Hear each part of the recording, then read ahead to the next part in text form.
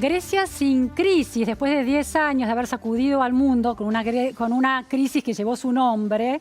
Estamos en comunicación telefónica con Ramiro Albrieu, economista, para entender cómo logró este milagro esa nación. Muy buenas tardes, Ramiro. Muchas gracias por atendernos. Buenas tardes y gracias por la invitación. Bueno, Ramiro es economista e investigador del CEDES, del Centro de Estudios de Estado y Sociedad. Ramiro, ¿cuál es tu lectura de esta recuperación tan marcada de Grecia después de una crisis que, bueno, produjo sacudones en todo el mundo? Sí, no, mi lectura no es tan optimista, ni positiva, digamos así, porque primero que la recuperación no es muy marcada. O sea, crecer 2% después de haber caído por varios años, digamos que no tiene que ver con renovar la fuente de crecimiento. Yo diría que es parte de una recuperación que en el caso de Grecia fue históricamente lenta. O sea que lo que estamos viendo acá es que los países no mueren. Vos lo podés golpear, en algún momento un poco van a respirar. Y lo que está pasando en Grecia ahora, no es que estoy un poco en las antípodas de lo que vos dijiste, ¿no? Pero yo lo que veo lo que está pasando ahora cuando mirás la macro es que empieza a haber alguna señal, como uno esperaría, de que guiado por el consumo, por las exportaciones, la economía algo puede moverse. Pero de nuevo, imagínate que entre 2008 y 2013 Grecia debe haber caído el PIB per cápita, por habitante, debe haber caído 20%. ¿Desde 2013 ahora, se recupera? Claro, se recupera lento, hasta el punto que recién para el año que viene vamos a tener el mismo nivel de PIB per cápita que el año 2008. Imagínate que es nuestra medida de bienestar eso. Ahora, Ramiro, el 2% de PIB que señalabas anual de crecimiento, ¿no es una buena noticia en un contexto global recesivo, con dificultad para los países de sostener el crecimiento positivo? Sí, sí. O sea, crecer siempre es bueno y yo lo tomo antes que no crecer. Pero cuando uno ve el video, digamos así, de lo que pasó en Grecia hasta ahora, y uno se adelanta un poco hacia adelante, mirando la fuente de crecimiento, ve que hay problemas. O sea, el primero es este que te mencionaba antes. Vos tuviste una fuerte compresión del gasto, imagínate que el gasto de toda la economía, ¿no? Sí. Imagínate que Grecia no tenía la opción de devaluar, obviamente, con lo cual tuvo que deflacionar la economía, bajar los costos internos. La forma de hacer eso es que nadie gaste. Grecia tuvo una fuerte contracción en la economía y después empezó a salir y a acomodarse. La apuesta de eso era que en algún momento, como vos sos más barato, empezás a exportar mucho, la exportación te aumenta la productividad y entonces con el crecimiento de la productividad vos salís. No es lo que se observa en Grecia. En Grecia aumentaron las exportaciones, se abarató y tiene mucho ingreso de dólares por turismo. Sí. Pero no logran transformar esos dólares en aumento de productividad. Claro. Si aumenta la productividad, mañana podés crecer 2%, 3% por una década. Ahora, no es lo que se espera. Grecia se espera 2 o 3 años de crecimiento arriba de 2% y después de nuevo vuelve a caer a crecer entre 0 y 1%. ¿En cuántos años se espera este estancamiento del crecimiento? Y digamos que ahí todo depende de cuánto financiamiento externo podés tener, ¿no? De variables que no son ciertas y son difíciles de estimar, pero uno puede pensar que lo que va a pasar ahora si Grecia crece es que empiezan a empeorar las cuentas externas, mejoran muy poquito las cuentas digamos así, entre comillas, la deuda social, y entonces eso se puede revertir si el mundo se vuelve proteccionista, si Europa se vuelve más proteccionista. Hay una lista de shocks, de noticias que puedan aparecer, que puedan revertir ese crecimiento cuando vos no te basás en la productividad. Ahora, Ramiro, Grecia, termina por favor la idea. No, y Grecia no logró hacer ese cambio en la fuente de crecimiento, a pesar del ajuste tan fuerte que tuvo.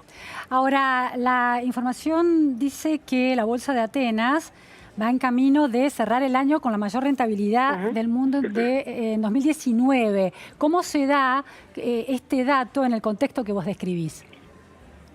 Bueno, eso se da porque imagínate que vos tenés precios de activos muy deprimidos en el caso de Grecia, y entonces una economía con un poco de buenas noticias puede implicar, más si lo que se vio en lo que va de 2019, bueno, ya está por terminar, pero en lo que va del año, que tuviste mucha entrada de capitales financieros, pero también para IED, Entonces ahí aparecen oportunidades de rentabilidad. Cuando sube el precio de los activos, no importa si suben de 40 a 60, es una ganancia de capital muy fuerte. Claro, estaba muy abajo, había tocado el fondo, decís de alguna manera. Claro, no, y aparte si empieza a dar la vuelta tenés mucha ganancia de corto plazo. Claro. Ahora, nunca hay que tomar a una expectativa de mercado como una señal de salud macroeconómica de mediano plazo. Ajá. Son dos cosas distintas, ¿no? Claro. O sea, una te da una foto que implica que hay alguna rentabilidad de corto. Claro. Y la otra te implica mirar las cuentas macroeconómicas, la productividad. De nuevo, imagínate que el desempleo de Grecia de ahora debe ser más o menos 18-19%. Sí. Y de eso, 60-70% son de largo plazo. Claro. O sea, que gente que por más que la economía empieza a crecer un poquito y no lo lográs incorporar para que suba la productividad. Simplemente son desempleados desde que la crisis de 2008. Claro, ahí se ha convertido en un problema estructural de alguna manera, el desempleo. Entonces la estructura te limita. Entonces vos en un momento creces 2%, dura 2 o 3 años y con esta estructura es difícil pensar que vas a poder continuar con esa trayectoria. Ramiro, ese derrotero de Grecia que vos, estás minimizando, esta recuperación acerca de la que se está conversando, y es interesante el señalamiento de la bolsa, no tiene que ver con una salud macroeconómica necesariamente. ¿Ese derrotero puede ser parecido al que vaya a encarar Argentina en los próximos años o los puntos de partida son muy distintos? No, son distintos, en principio porque obviamente la crisis griega de Grecia era muy alta, se parecía más a nuestro 2001. Ajá. Y segundo porque donde sí creo que puede haber un punto de paralelismo es que una de las causas de por qué a Grecia le fue tan mal es porque tardó mucho tiempo en reestructurar la deuda. Ajá. O sea, tenías los acreedores privados, tenías Alemania como gran hermano y tenías el FMI, la Troika, que jugaba para discutir cómo iban a hacer con la reestructuración, y eso llevó demasiado tiempo. Cuando pasa eso, las crisis son mucho más profundas en términos reales, ¿no? Claro. De actividad. La economía se queda quieta hasta que nadie sepa de quién es dueño de cada cosa. Cuando decís mucho tiempo, Ramiro, ¿cuánto tiempo te referís que se tardó en reestructurar la deuda? Bueno, por eso ahí, desde que vos empezaste a reestructurar y seguiste, duraste 1 año y medio, un poco más.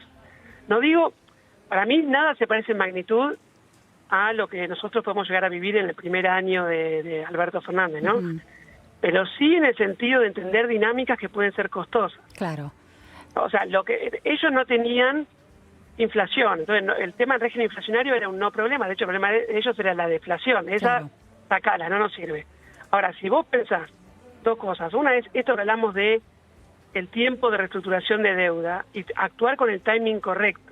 Eso en Grecia es una de las lecciones que hay que llevarse. Sí. Y nosotros acá todavía tenemos que estudiar un poquito más, o estamos todavía pensando qué va a ocurrir y ya estamos, ¿no?, sobre el primer trimestre del año que viene. Y el segundo es el tema del overkilling, que es un término que se usaba mucho en los 80. ¿Qué quiere decir? De la década perdida latinoamericana, y que es cuando uno hace un sobreajuste, ¿no? Cuando al mismo tiempo vos haces que ajuste la economía, el gasto del consumo privado, y también el fisco ajusta mucho. Entonces la economía de pronto genera incluso más dólares de lo que necesitaba. Y eso es muy propio de esta dinámica de crisis y tiene un costo de bienestar muy alto, porque vos podrías ser ajustado menos. Claro. Grecia es un caso de overkilling, América Latina en la década perdida es un caso de overkilling, y yo creo que si no hacemos las cosas bien, el overkill va a estar también este año siguiente, porque cuanto menos creíble sea un sendero de ajuste fiscal que vos tengas, un ajuste de la deuda, una regla fiscal futura, más ajuste te va a pedir el mercado. Muy interesante. Muchísimas gracias, Ramiro Abreu, por estas precisiones. Gracias a vos. Vamos ahora, volvemos al escenario argentino, escenario político con Claudio Giachiellini.